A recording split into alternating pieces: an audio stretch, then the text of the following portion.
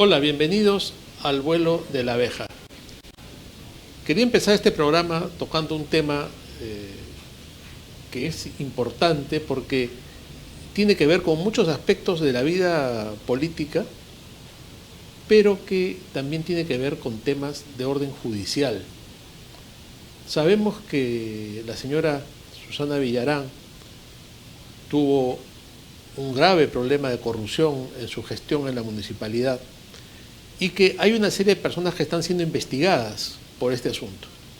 Una de las personas que está siendo investigada y que ya tiene una carpeta en la Fiscalía y parece que está abriendo la segunda, según ha trascendido, es la señora Paola Ugaz. La señora Paola Ugaz tiene serios problemas con la justicia y está siendo investigada por la Fiscalía. Ahora, dentro del estilo típico de los caviares, que se solidarizan entre ellos, que se premian entre ellos, que se entrevistan entre ellos, es que esta señora viene hace tiempo victimizándose y hablando algunas cosas que no se condicen con la realidad, victimizándose y diciendo que está siendo investigada por el libro que hizo con Pedro Salinas, cosa que no tiene nada que ver. Ella está siendo investigada por su presunta participación en una red de lavado de activos en la Fiscalía de la Nación.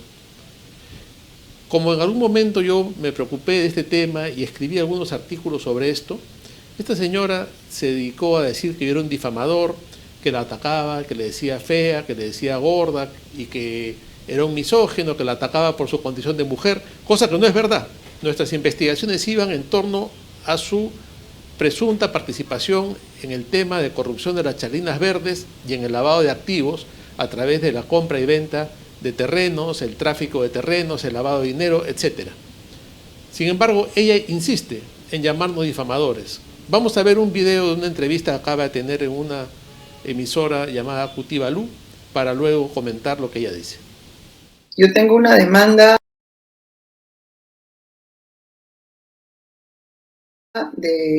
por difamación de Luciano Reboredo, director de La Abeja, es un portal difamatorio. Me ratifico que es un portal difamatorio. Si ustedes entran y tienen tiempo libre, entren a La Abeja, ponen Paola Ugaz, y Paola Ugaz es más importante que el COVID-19, y me acusan de cosas tan rocambolescas como estar comercializando uranio y plutonio con la familia Vargas Llosa en Piura. Y que por ese motivo, como tenemos intereses comerciales en Piura de comercializar uranio y plutonio, hicimos que Al Jazeera haga la investigación de Sodalicio Scandal, ¿no? O el escándalo del Sodalicio, sobre las inmobiliarias y toda la movida que hicieron entre el grupo La Gran Cruz en Piura. Así de loco es esta historia, es kafkiano. Ese es Luciano Reboredo, que me tengo una demanda de difamación en su contra. Bueno, vamos a responder un poquito a este tema. Yo he querellado por difamación a esta señora por decir que soy un difamador precisamente y por decir que en La Abeja mentimos y por decir todo lo que dijo y que ahora se está ratificando. Este video sin duda servirá para que mis abogados abonen en favor de la querella que tenemos, pero que quede claro que en ningún momento nuestra actividad periodística y nuestra investigación sobre el tema tiene nada que ver, absolutamente nada que ver con sus problemas con el sodalicio, con sus acusaciones, con su supuesta investigación, ¿no? Tiene que ver con, por ejemplo, sus propiedades. Tiene que ver, por ejemplo, con el enorme departamento que ha comprado en Barranco, con los $3.500 mensuales que paga de colegio por sus hijos, con el enorme terreno que le ha comprado en Mala a Pedro Salinas, cuando ella en el juzgado, cuando se inició esta querella por difamación declaró tener un ingreso de 1.200 euros mensuales y lo dijo bajo juramento, ¿no? Entonces no se condice sus signos exteriores de riqueza con los ingresos que ella tiene, aún sumándolos con los de su esposo, que probablemente sean el doble o el triple, ni aún así. Hemos publicado en La Abeja una serie de informes sobre este tema, por lo cual doña Paola Margot Ugaz Cruz se victimiza. La victimización es una de las principales actividades en que incurre la izquierda caviar cada vez que sucede algo que no les gusta, entonces es porque es mujer, porque es esto, porque es lo otro. No es así. Que quede claro que la Fiscalía de la Nación está investigando el caso de las chalinas verdes, está investigando el lavado de activos y la señora Paola Ugaz está siendo investigada por este tema. Ya hay colaboradores eficaces y gente que está reconociendo que fue parte de esta red. Todo esto sin duda le preocupa y entonces una manera de evitar o de dar manotazos de ahogado en este momento es conseguir que sus amigas feministas de Canadá o de Inglaterra o de cualquier otra parte del mundo le den una medallita o una diploma y la reconozcan por valiente, ¿no? Entonces ya utiliza esos premios para decir que ella es reconocida internacionalmente y sin embargo en su patria no es así y se le persigue, se le acusa y se le maltrata por sus investigaciones periodísticas, lo cual es falso. Lo digo una vez más para dar por concluido este asunto. Ella está siendo investigada por lavado de activos. Nos vamos a una pausa y retornamos.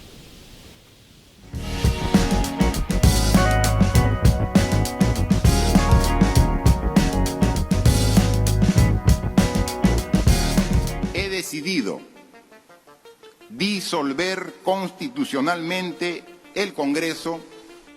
Han votado a favor 105 congresistas, en contra 19, abstenciones 4. Ha sido aprobada la resolución que declara la vacancia de la Presidencia de la República por la causal prevista en el inciso segundo del artículo 113 de la Constitución Política del Perú. ¿Y el Perú? Ha sido aprobada. Se levanta la sesión.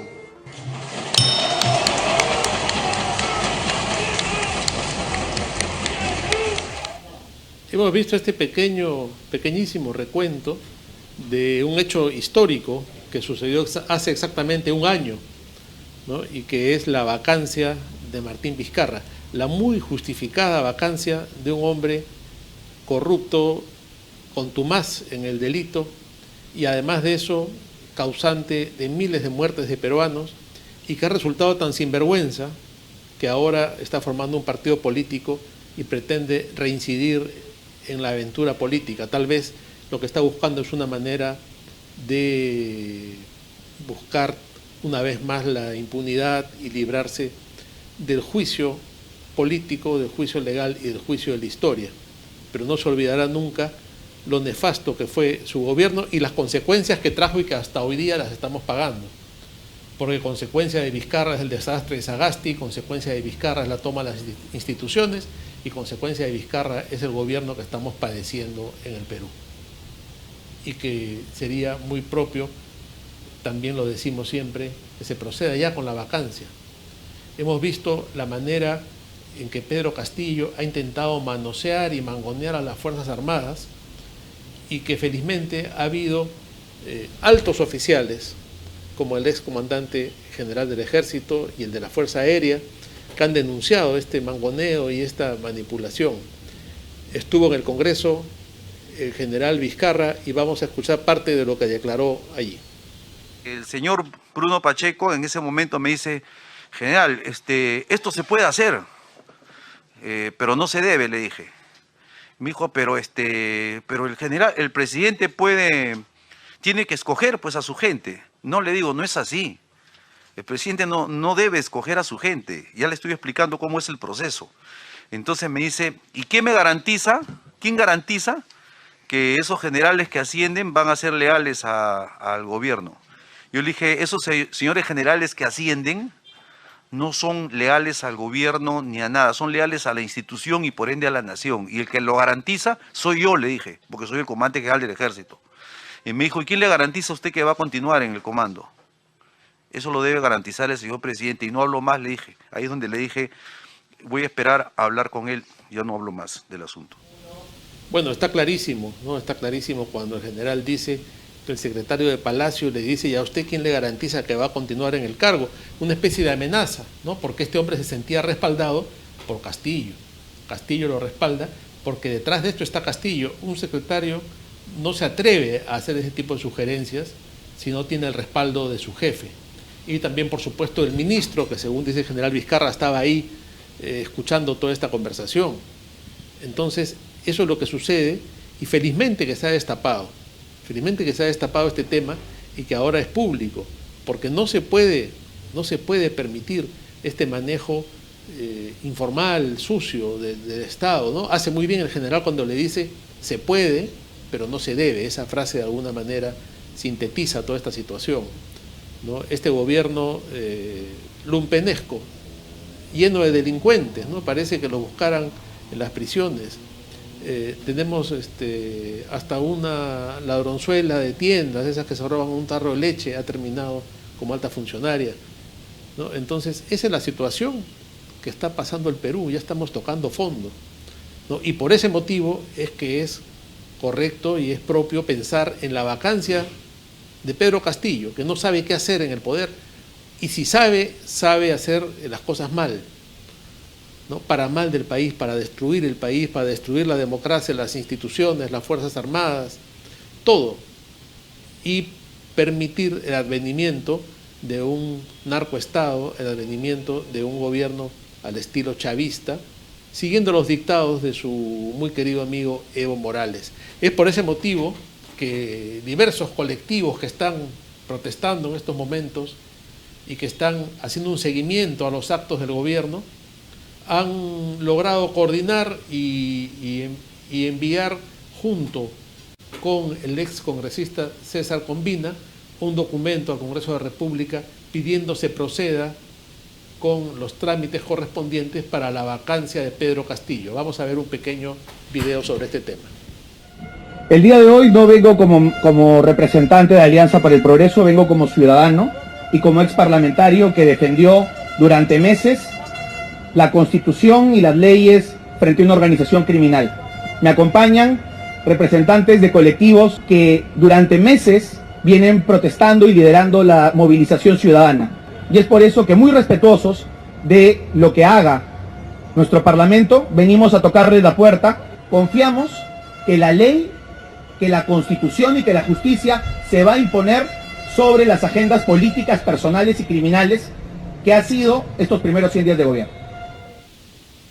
Bueno, y hace una aclaración que también es pertinente comentar el ex congresista Combina, ¿no? Cuando dice yo no vengo como parte de mi partido. Obviamente, pues, porque si su partido está siguiendo los pasos del señor Acuña y el señor Acuña ha resultado un traidor, que ya lo hemos visto reuniéndose con la primer ministro y llegando no se sabe a qué tipo de acuerdos con un gobierno tomado por el senderismo y tomado por el extremismo comunista, cosa que se ha visto el día de hoy en evidencia en Ayacucho, cuando Pedro Castillo ha cantado a viva voz Flor de Retama, que es un himno de Sendero Luminoso.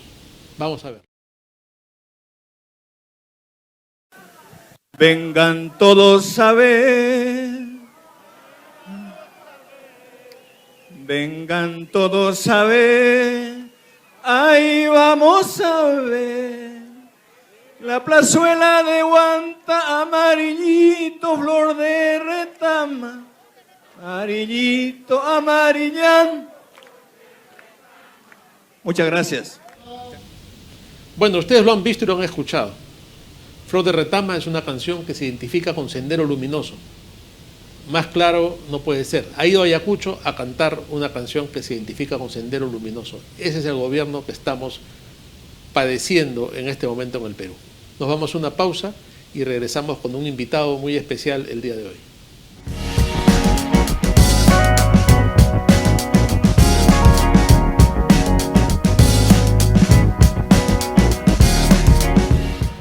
Estamos de vuelta en el vuelo de la abeja y en la fecha de hoy conmemoramos un año de los momentos tal vez más complicados, más críticos y más graves que ha pasado en muchos años la vida democrática y la República del Perú. Hace un año que Manuel Merino de Lama asumió la presidencia, una presidencia rodeada de acosadores. Como sabemos, asumió la presidencia en mandato de la Constitución, fue un gobierno legítimo, legal y constitucional. Sin embargo, hubo toda una algarada, hubo una avalancha de movilizaciones, una violencia en las calles nunca vista, una movilización también de los medios de comunicación 24 horas al día, y todo esto terminó con la renuncia del presidente Merino. Y el resto ya es una historia conocida por todos. Hemos visto cómo esta especie de golpe de masas, como se le llama, que hizo renunciar a Merino, ha traído consecuencias realmente graves para el Perú. Y algunos recién se están dando cuenta de cómo cayeron en una trampa urdida por los grupos de la izquierda caviar, el Partido Morado y los medios de comunicación que estaban todavía colgados de la mano de Vizcarra. Para hablar de esto y mucho más, tenemos hoy día el privilegio de que nos acompañe el protagonista de esta historia, el propio Manuel Merino de Lama. Presidente, buenas noches. Bienvenido al vuelo de la abeja. ¿Cómo estás, Luciano? En primer lugar, quiero agradecer la oportunidad de estar aquí en tu programa, en el vuelo de la abeja, y quiero venir a compartir contigo este año, justamente, que me tocó asumir, hace un año atrás, me tocó asumir la presidencia de la República por mandato constitucional, por una vacancia presidencial de donde, de acuerdo a la Constitución política, se necesitaban 87 votos y el Parlamento en esa oportunidad votó 105 votos, sin el voto del presidente. Eso es bueno decirlo porque a mí se me tildó de golpista. ¿Usted no votó por la vacancia? Yo no voté ni en la primera oportunidad que hubo, la primera presentación de vacancia, ni en la segunda oportunidad. Fueron los 105 parlamentarios, valientes parlamentarios creo yo, a pesar que en los momentos críticos el Congreso se dejó arrinconar, porque eso también tenemos que decirlo. Faltó que los grupos democráticos del país salgan en defensa de un tema constitucional, legal y legítimo, y lamentablemente hubieron muchos intereses en esos momentos, pero sí estoy totalmente seguro de que de habernos mantenido nosotros en el gobierno constitucional de acuerdo al mandato que correspondía, la historia del Perú fuera otra. Las consecuencias que vivimos el día de hoy es fruto de esos hechos que ocurrieron en el mes de noviembre del año pasado. Y ese fruto que en ese momento concertó o conspiró contra un gobierno constitucional por intereses personales de ellos, porque tenemos que marcarlo desde el señor Vizcarra, desde el propio señor Sagasti, que era cabeza del gobierno morado, del señor Guzmán, de la propia Verónica Mendoza, del propio padre Arana, hoy día a la cabeza la señora Mirta Vázquez Chuquilín, que hoy está en la repartija. En la política no hay casualidades. Los hechos que estamos viviendo hoy es consecuencia de eso, de esos acuerdos políticos que se dieron por intereses personales, no por intereses de todos los peruanos. Claro, se puede decir que Sagasti da el primer peldaño de esta escalera que termina con la toma definitiva del poder por la izquierda comunista. Así es. Pero vamos a venir a la actualidad, que hay una situación muy crítica, para luego ir retrocediendo y entendiendo los hechos. En este momento usted afronta una acusación por parte de la Fiscalía de la Nación por homicidio, debido a la muerte de estos jóvenes, Inti y Brian. Y por lesiones graves. ¿No? Usted en ese momento, cuando ocupaba la presidencia y había toda esta agitación en la calle, toda la violencia, los pirotécnicos, ¿tuvo alguna información de inteligencia o de las fuerzas del orden que le permitiera determinar que había una conspiración y que todo esto no era algo casual o en todo caso que había surgido espontáneamente? Sí tuve yo información que para mí no era creíble en ese momento. Yo soy dirigente agrario y he sido dirigente agrario, y nosotros hemos liderado marchas en reclamos legítimos de la necesidad de los agricultores. Y una marcha normalmente tiene una durabilidad, digamos, de 3-4 días y luego culmina con algunos acuerdos en el marco estricto de las necesidades de los productores agrarios, como sucedió la marcha de los agricultores por el tema de la agroexportación, que recordemos que fueron las marchas en 6, 7 días y terminaron, o hasta 10 días duró esa marcha. Pero fundamentalmente en este caso, que yo pensé inicialmente de que con el gabinete que habíamos nombrado, que era un gabinete de primer nivel, porque no era un gobierno de 5 años, sino era un periodo de transición de 8 meses, donde teníamos que garantizar 3 cosas fundamentalmente. Lo primero era el enfrentar de manera objetiva, con resultados, digamos, favorables en el tema de la pandemia. Porque la forma como lo había manejado el señor Vizcarra, y que luego la continuó el señor Sagasti, porque no hubo un cambio absoluto, las mismas deficiencias, los mismos errores cometidos por Vizcarra los continuó el señor Sagasti. Y hubo una repartija de puestos, porque tú empiezas a mirar desde el nombramiento del ministro de Transportes, empiezas a mirar el nombramiento de la ministra de Comercio Exterior, que eran secuencia de lo que el señor Vizcarra había tenido, y lo continuó el señor Sagasti. Y algunos cambios o algunos retiros, en este caso, que fue un golpe, digamos, a la Policía Nacional, de darle de baja 16 generales, que es tan escandaloso como lo que ha sucedido el día de hoy, que ha querido manipular el presidente Pedro Castillo a las Fuerzas Armadas en los ascensos de los militares. Así es, así es. Sí. Entonces, en esa secuencia, el segundo punto, que para nosotros era trascendentalmente importante, era la reactivación económica, porque había que buscar la reactivación económica. Y el tercer punto era enfrentar de manera objetiva en esa recuperación económica el tema del agua alcantarillado, que era la generación también de puestos de trabajo, que era también parte de la reactivación económica, que fue quizás una de las ofertas electorales que hizo el señor Pedro Pablo Kuczynski, pero que en el periodo del señor Vizcarra, del señor Sagasti y en el actual periodo del señor Castillo está paralizado. Y tú te vas en el interior del país y encuentras poblaciones que no tienen agua, que no tienen alcantarillado, que están tomando agua cruda y que están cogiendo aguas contaminadas de los ríos. Entonces, esos 3 objetivos que nosotros debíamos haber enfrentado eran lo que nosotros, como consecuencia de esa responsabilidad, teníamos un gabinete de lujo, que la gente podía decir que eran adultos mayores, por el caso del señor Antero Flores. Pero era gente con una gran experiencia en el sector público, casi toda. Y no era gente de mi partido político, porque mi partido político, del cual yo pertenezco, que es Acción Popular, yo tengo 41 años de vida, digamos, como integrante de Acción Popular, y mi partido tiene 66 años, me pidió que, estando ya en un proceso de elección interna, y el partido iba a participar en el proceso electoral, se busque un tema de neutralidad. Y una primera propuesta que hicimos es que el partido retire la candidatura presidencial, hecho que se negó. En consecuencia, la segunda propuesta era que ningún miembro del gabinete sea de Acción Popular, para mantener una neutralidad en el proceso electoral.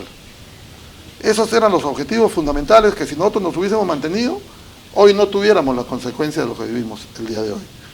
Y sí creo que esta conspiración, que se está dando a notar, porque ha sido rapidísimo el momento en que ellos han puesto al descubierto que aquí hubo una repartija, y que sigue habiendo una repartija. ¿Hubo una inteligencia, un planeamiento detrás de todo esto, piensa usted? Claro, desde la primera vacancia.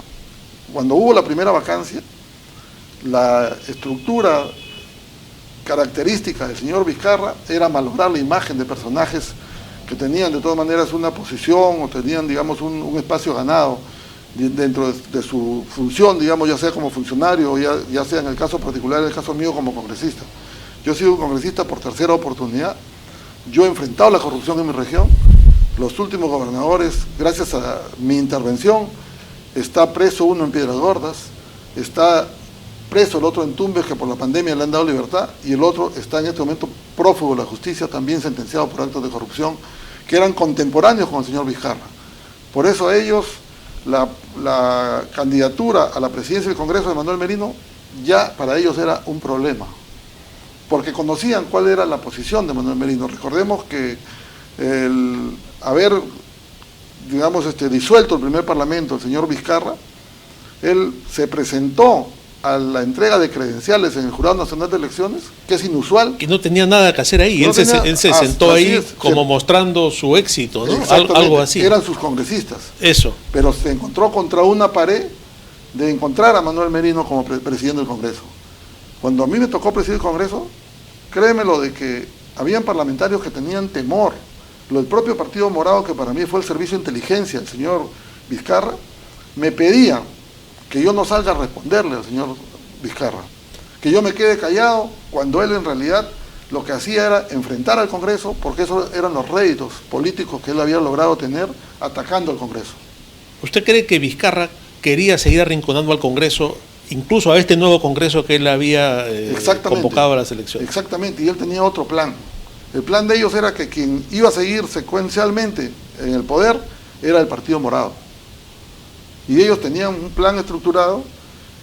Gracias a Dios la población se dio cuenta de estos hechos y sancionó a esos partidos, porque si tú ves los resultados de los socios de Vizcarra, entre, digamos, el Partido Morado, el propio Verónica Mendoza, Somos Perú, el que fue alcalde de La Victoria, todos ellos y el propio partido del padre Arana no debían haber pasado ni la valla. Así es. Y el Morado ha pasado Morado, por obra y gracia de Nadie Morado, entiende cómo. Era el único partido de los que estaban en la contienda que todos bajaban los porcentajes y ellos subían los porcentajes. Así es. Pero como no ha habido control en el tema del Jurado Nacional de Elecciones, al final ellos pasaron la valla y el partido está todavía con inscripción habilitada. ¿Cuál es su definición hoy en día para Sagasti? ¿Cómo lo definiría? Bueno, primero un ambicioso del poder y un personaje pegado con sesgo filoterrorista, porque él ha sido un buen operador, y ha sido un buen operador porque él tuvo la conchudez, por decirlo así más claramente, de acercarse a mi persona cuando estábamos en el proceso de la segunda vacancia, de decirme que le habían ofrecido a él ser el candidato a la presidencia de la República, cuando en ese momento no tenía ninguna posibilidad. O sea, todo lo que vino después... es prácticamente un anuncio que hizo él hacia mi persona, en una conversación que tuvo conmigo privada. Una vez que logran su renuncia... Una vez que ellos logran mi renuncia... Sigue este plan. Empieza el plan de ellos, que el plan primero era que el señor Vizcarra retorne nuevamente a Palacio alzado en hombros. Bueno, el Partido Morado quería eso, ¿no? Pedían eso, pero cuando ellos se dieron cuenta que el Tribunal Constitucional, los tiempos para poder ver, digamos, analizar el tema de la primera vacancia, no iban a ser posible verlos en 1 o 2 días, y más de eso, que mi renuncia fue demasiado rápida para ellos.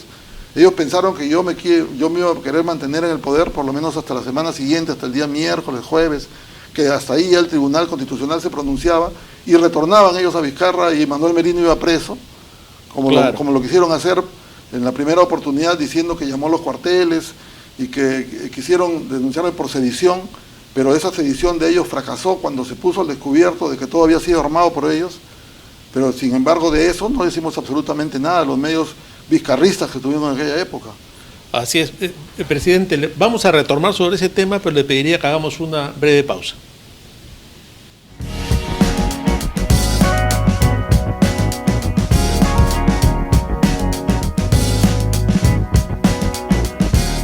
Estamos de vuelta en el Vuelo de la Abeja y estamos conversando con el expresidente constitucional de la República, Manuel Merino de Lama.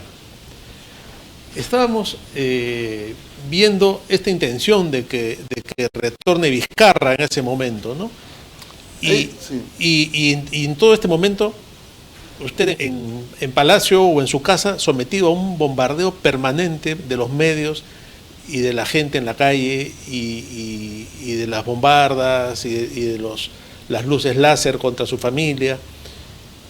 En realidad yo inicialmente pensé que esto era posible controlarlo, pero no me gustó cuando el día sábado, en horas de la mañana, porque primero nos dedicamos a armar el gabinete, yo asumo el martes, determino que sea Antero Flores mi presidente del Consejo de Ministros el día miércoles, ya converso con él y me acepta y empezamos a armar el gabinete.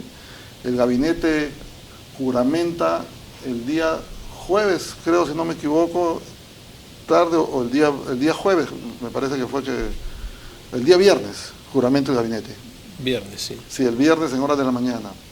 Y ahí se tomó la determinación, porque habíamos estado dedicados solamente a armar el gabinete, pero ya había habido una marcha agresiva, habían heridos el día jueves. Y yo le pido al presidente del Consejo de Ministros y al ministro del Interior que se apersonen a los hospitales y que traten de conversar con la policía para evitar, digamos, estas agresiones y se tenga que asumir con la mayor calma posible. Ese día jugaba Perú, el día viernes, con Chile. Entonces, hicimos supuestos de que Perú debía ganarle a Chile y que eso iba a bajar las tensiones.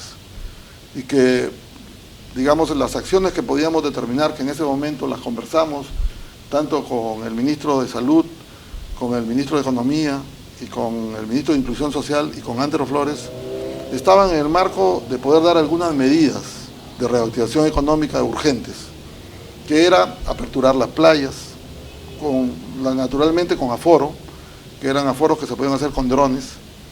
Estaba la apertura de los casinos, tragamonedas, estaba la apertura de los gimnasios, estaba el aumento del aforo de los restaurantes, el retorno de las personas adultas mayores y de los niños a poder salir los días domingos con la familia y la salida de los carros particulares el día domingo.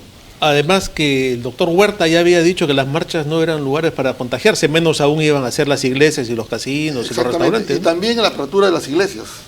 Estábamos evaluándolo nosotros, claro, sí, para dar como una medida inmediata a la reactivación económica y a un poco el desfogue de lo que realmente venía sucediendo. Eso iba a calmar un poco. Eso iba a calmar, y recordemos, creo que es bueno decirlo, que algunos medios de comunicación de señal abierta daban indicaciones a los marchantes que lleven vinagre en sus pañuelos, sí, claro, y que si las bombas les tiraban, que se tiren al suelo, que los gases de las bombas lacrimógenas se iban a la parte alta y que ellos en el suelo con su pañuelo de vinagre iban como nunca se transmitía en vivo, ¿no? Las 24 horas. Las 24 horas. Las sí. 24 horas. Y el doctor Huertas salía a dar declaraciones. Ese es un tema increíble. Sí, salía a dar declaraciones diciendo de que no contagiaban las marchas.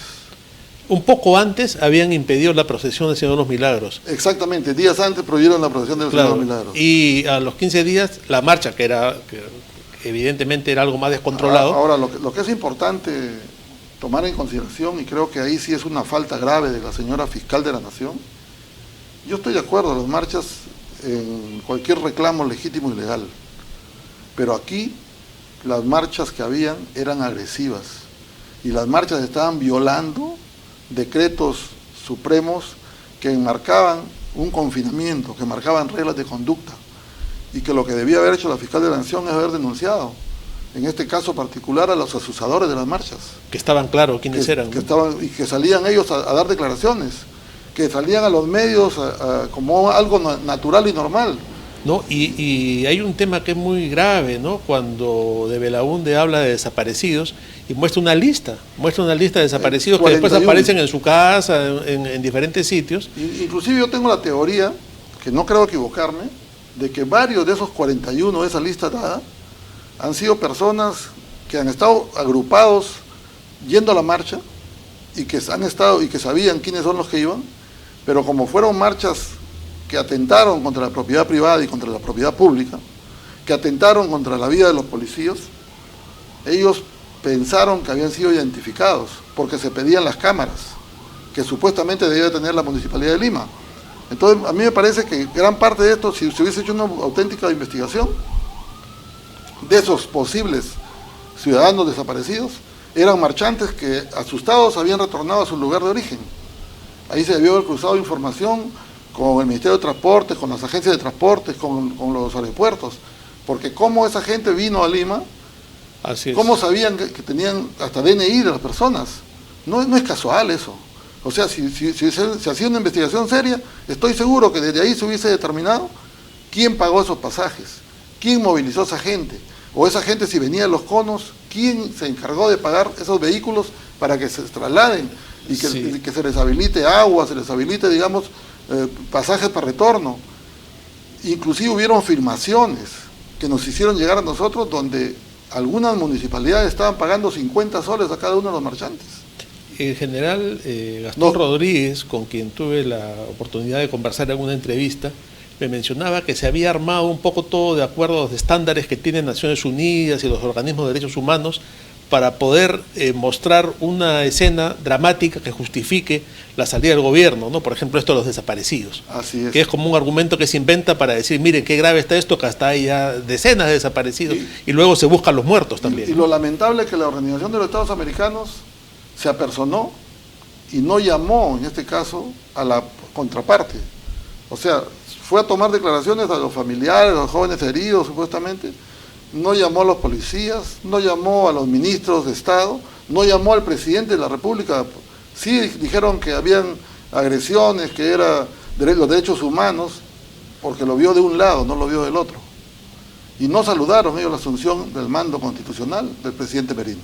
Ahora, usted, Antero Flores Arauz o Gastón Rodríguez, ¿dieron indicaciones a la policía que actúe de determinada manera, que sea más dura? Al contrario, el presidente del Consejo de Ministros con el ministro del Interior sostuvieron una reunión con la policía.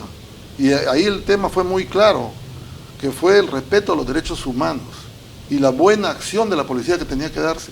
Eso fue grabado, eso fue publicado, pero ellos solamente buscaban cuál error podía cometer el presidente del Consejo de Ministros para ahí golpear.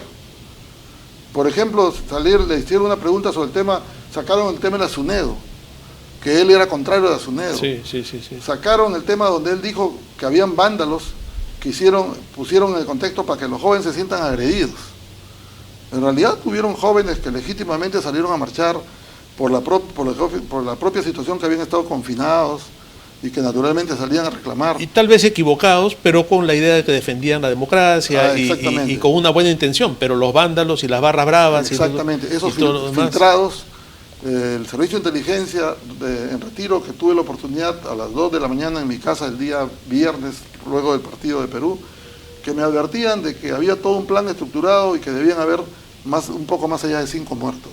Si nosotros empezamos a mirar las marchas, habían marchas que algunos medios, digamos, en defensa de los peruanos o en defensa de la democracia, pasaron, donde efectivamente decían que muera uno y Merino renuncia. Así es, claro, sí se decía eso. Pero de eso no hicieron caso. La investigación de la señora fiscal de la Nación, que nos denuncia por omisión, prácticamente, primero la posición de ella, y al día siguiente que yo renuncio, ella sale a poner su denuncia constitucional. Inmediatamente. Inmediatamente. Y lo que es más, el día domingo que yo renuncio, estuvo apostada la señora fiscal de la Nación, ella, conjuntamente con la prensa, en el aeropuerto internacional Jorge Chávez, diciendo que Manuel Merino se estaba fugando. Ahora, bueno, ella es un agente de Vizcarra, ¿no? Es un agente de Vizcarra. Eso y está yo claro. creo que sí hay que hacerle un llamado de atención a la Junta Nacional de Justicia, que va a hacer la evaluación para ver la continuidad, y que hasta el día viernes hay la posibilidad, digamos, de que se puedan presentar algunas tachas que estos señores no sean ratificados. Debe evaluar. ¿Por qué? Porque la señora fiscal tiene una denuncia constitucional en el Parlamento. Y sus irregularidades de la propia denuncia que haya hecho por omisión, la primera denunciada debe ser ella. Porque ella ha hecho omisión a denuncias que han sido puestas en su despacho y que ha demorado cerca de 1 año para procesarlas. Ahora, sobre el tema mismo de la denuncia que hace la fiscal de la Nación contra usted, hoy día escuché un argumento muy interesante del doctor Mario Amoretti, que dice: la Fiscalía, cuando empezaron las marchas y los disturbios, puso fiscales de prevención del delito.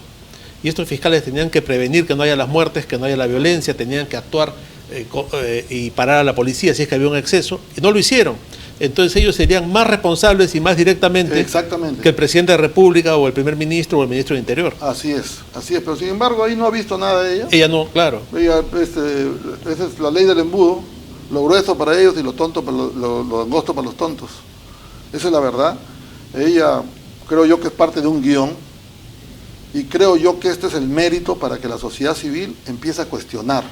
No podemos permitir nosotros que se pretenda utilizar al Ministerio Público como un brazo político. Porque ¿cuál es la intención aquí? Yo creo que hay que decirla. La intención es seguir desprestigiando el Congreso. ¿Por qué? Porque esta denuncia constitucional de la señora fiscal no tiene asidero legal. Es una denuncia, yo no soy abogado, pero no tiene, digamos, los instrumentos, digamos, legales de un fiscal que denuncia y pone las razones por las cuales puede haber omisión o los sustentos legales. Esto no, esta es una denuncia que posiblemente no se ha hecho ni en el Ministerio Público.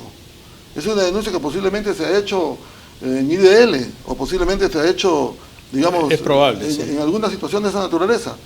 Porque el propio, digamos, doctor Antero Flores lo ha dicho, es una denuncia literal. Cuando hablamos de una denuncia literal es que solo las palabras que ponen son palabras que se recogen en los derechos humanos, no palabras que se recogen en un ministerio público. Así es. Entonces, ese tema ¿Qué significa? Que tenemos que estar en alerta. No podemos de ninguna manera bajar la guardia. ¿Por qué? Porque las omisiones que ha venido cometiendo la señora fiscal de la Nación son realmente graves. Y de eso nadie dice absolutamente nada. Hoy día, inclusive, la primera en omitir sería ella. Porque ¿por qué cuando en el mes de mayo nosotros advertimos de que se estaba fracasando en la pandemia, por qué no recogió ese insumo que hacía el presidente del Congreso? Una advertencia que se estaba fracasando porque teníamos pruebas, digamos, rápidas que daban falsos positivos y falsos negativos, que son los que han originado las más de 200.000 muertes. Así es, claro. Y además de eso hubo una denuncia constitucional que llegó a sus manos que recién la ha procesado hace creo 1 mes, 2 meses atrás, y la ha tenido en su despacho casi 1 año, contra el señor Vizcarra. Bueno, cada vez es más la gente que se da cuenta de esto y que está empezando a reaccionar, y yo estoy convencido que esa va a ser una tendencia, ¿no? Que la gente reaccione, porque no nos pueden mantener en este engaño de forma permanente, ni tampoco nos pueden llevar de las narices como a ellos les ocurre. Así es. Tampoco en forma permanente, porque ya lo han hecho bastante, ¿no? Entonces, presidente Merino, una última pregunta que yo le quería hacer es: ¿cuál es su sentimiento hoy con relación a su partido? Su partido no, déjeme decirlo de manera un poco dura, no lo apoyó como debía, no estuvo detrás de usted. Ver, usted permanece en Acción Popular porque es un hombre que toda la vida está en Acción Popular. Y tenemos que recuperar el partido. El partido ¿está perdido? Lamentablemente no está perdido, pero ha tenido un sesgo demasiado izquierdizado. Si tú ves los hechos que sucedieron desde cuando Manuel Merino asumió, el presidente del partido encargado, que tiene 2 años de mandato vencido, Mesías Guevara, fue el primero que salió a petardear. Fue el primero que salió a desconocer la asunción constitucional de Manuel Merino. Sin embargo, 2 días antes de la votación de la vacancia, yo creo que hay que recordarlo, el señor Vizcarra se trasladó a Cajamarca. ¿A qué se trasladó a Cajamarca?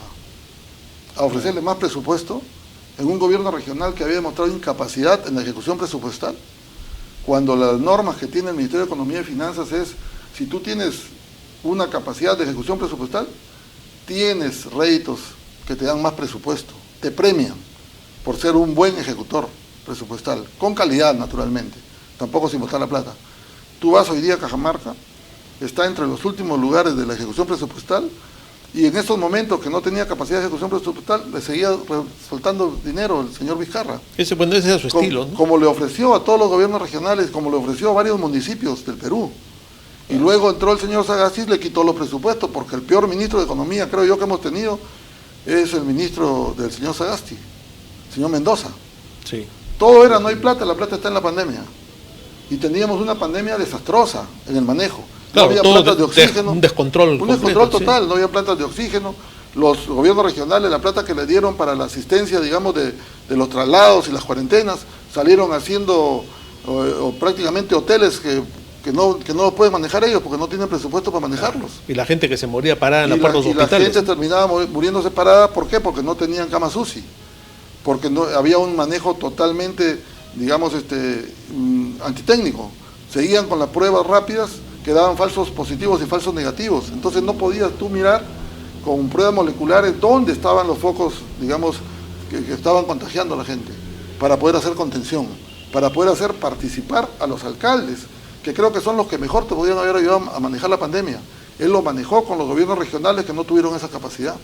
Claro. Entonces, en ese sentido, la responsabilidad del presidente del partido está ahí, por un poquito de dinero que le seguían dando, por querer más plata del que no podía, del que no sabía gastar, él seguía apostando, creo yo, por el señor Vizcarra. Y el señor Lescano pues se equivocó, él pierde la candidatura. La mejor oportunidad que ha tenido el partido de llegar al gobierno ha sido con Lescano. ¿Por qué? Porque los medios contrarios a Acción Popular, vizcarristas, estaban con Lescano.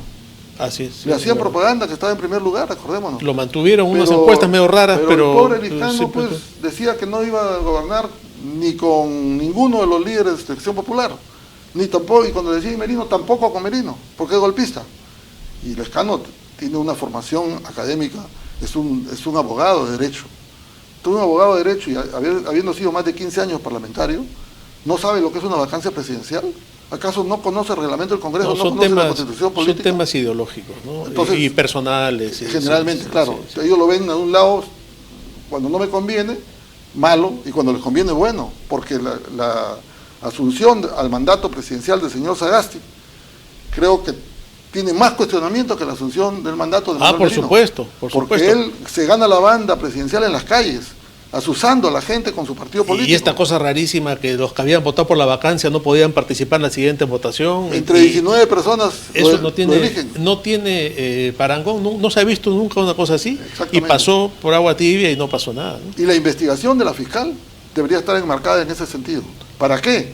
Para que así como sancionamos a los militares, que se les dio hasta 10 años de prisión efectiva por haber dado un golpe de Estado, se tendría que haber sancionado a estas personas que asusaron a la población y que dieron un golpe de Estado a un gobierno constitucional legítimo. Sin duda, señor Merino, le agradezco mucho por esta entrevista. Yo estoy seguro que la historia va a reivindicar su papel y la historia va a reconocer que el gobierno brevísimo, constitucional que usted presidió, no merecía lo que sucedió, no merecía que esta turbamulta y esta algarada de las calles nos lleve a la situación que nos ha llevado y la consecuencia es todo lo que estamos viviendo hoy en día.